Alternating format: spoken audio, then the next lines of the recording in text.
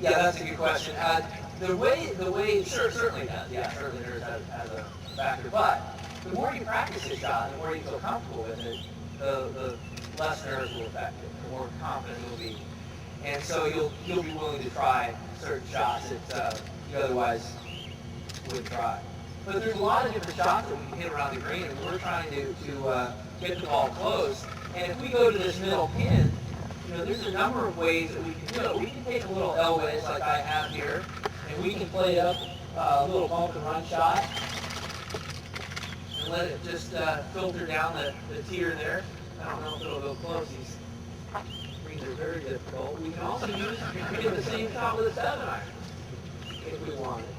We can take a little 7-iron and just hit a little chip and run.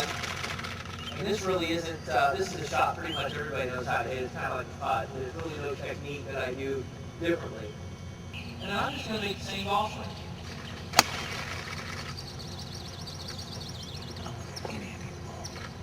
And it ends up reasonably close to the target. And for the slice, it's going to be just the opposite. I'm just going to open up my body where I want it to start off. And I'm going to adjust the face to where I want it to end up. And I'm going to make the same golf swing. Let me do that one again. It kind of started a little too far left. But I'm going to aim again to the right, open up the face to the target where I want it to end up, and just swing. And it's getting reasonably close. Not the best, but it's reasonably close. What I have found to be effective is a lot of times I'll get a basic chip here, and it'll be so easy that you just think, I'm not going to worry about this one. Let me go to the harder shot.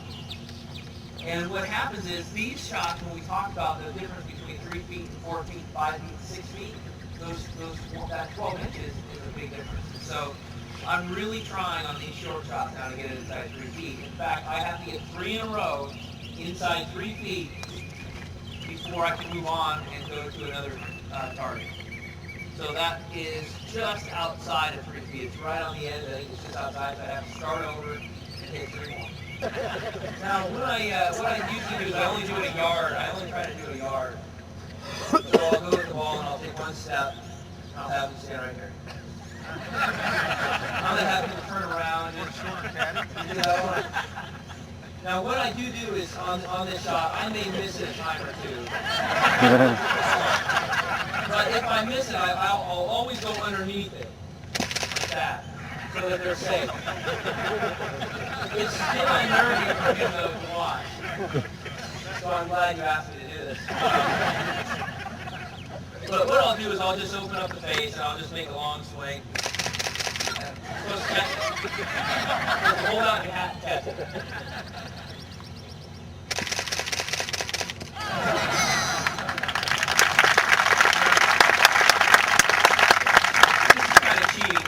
Up to live, but I'm not going to worry about it. How's your new diet regime, physical, working out, changed your game? I don't know if it's changed my game. I think that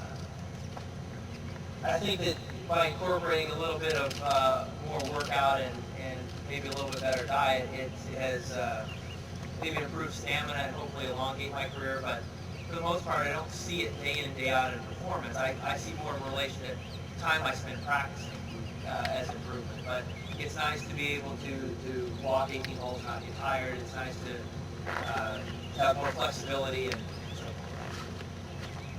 Warren, what struck you about Phil as you watched him? What was your impression of him as a golfer and instructor?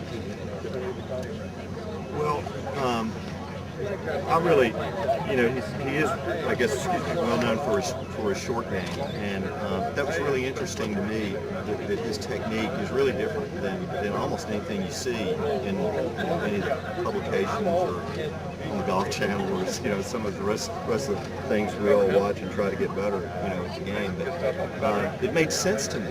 It made a lot of sense, and I thought just trying to simplify your golf swing all the way through is a good thought that probably all of us try to adopt and try to improve our weekend. So will you try some of those things today? I will definitely practice some of those things. As anybody knows who's played with me, it's not the yips, it's the chips. I've been chipping terrible for about 2 or 3 years, so I'm looking for some solution in my chipping game. And I'll try it, but I'll definitely try it on the practice range first. To see kids start playing golf at such a young age, it excites me because, first of all, the game needs it. I want to see it grow, but also because it's a great place for kids to grow up and hang out. What's your impression of Arkansas right now, coming to a course like this? Well, it's beautiful. The trees and the mountains and the golf courses are spectacular. I've heard how wonderful it is. I think the only tough time is you can't play year-round. I guess it gets pretty cold in the winter, but it's such a beautiful place, and the summers are spectacular. So what do you think kids take out of a day like today? I hope that they find the game fun and that they want to go out and practice, and maybe try something new that they just heard or learned, or want to get back out and play golf, because again, it's such a great place for kids to grow up. Who are the up-and-comers that you're seeing out there that might not be household names that we won't know?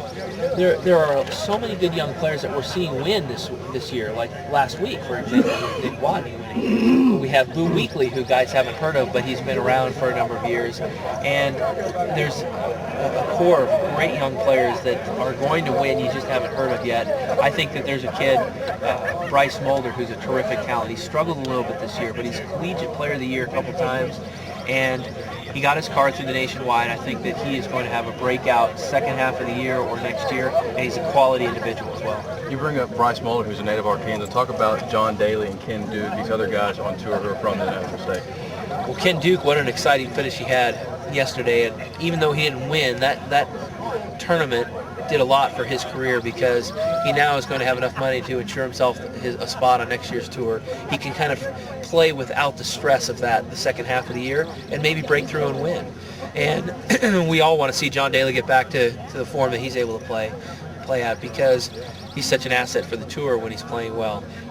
He hasn't played the best, and he doesn't have a tour card this year, but he's getting in on sponsors exemptions. We need to get him back out playing well, because he brings so much to the table.